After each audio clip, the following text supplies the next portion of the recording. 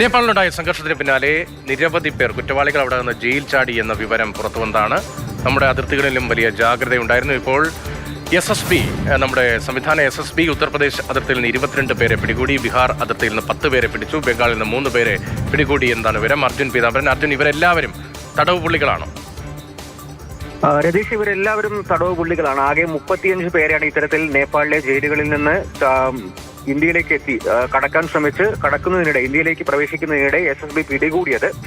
ഏറ്റവും കൂടുതൽ ഉത്തർപ്രദേശിൽ തന്നെയാണ്. ഉത്തർപ്രദേശിന്റെ ഇന്ത്യ നേപ്പാൾ അതിർത്തിയിൽ 22 പേരെ പിടികൂടിയിരിക്കുകയാണ്. അതുപോലെ തന്നെ ബീഹാറിൽ വെച്ച് 10 പേർ, ഒപ്പം പശ്ചിമ ബംഗാളിൽ വെച്ച് 3 പേർ. ഈ അതിർത്തിയിൽ സംഘർഷം, ഈ കലാപം എല്ലാം തന്നെ രൂപപ്പെട്ടതിന് പിന്നാലെ ഇന്ത്യ നേപ്പാൾ അതിർത്തിയിൽ നിരീക്ഷണവും സുരക്ഷയും കർശനമാക്കിയിരുന്നു. SSBക്കായിരുന്നു ഈ നിരീക്ഷണത്തിന്റെ എല്ലാം ചുമതല ഉണ്ടായിരുന്നത്.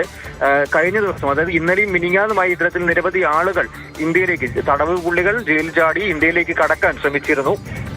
അങ്ങനെ ചാടിയവരെയാണ് ഇപ്പോൾ എന്തായാലും പിടികൂടിയിട്ടുള്ളത്. ഇവരെ എല്ലാവരും ഇന്ത്യയിൽ തന്നെയാണ് ഇപ്പോൾ ഉള്ളത്.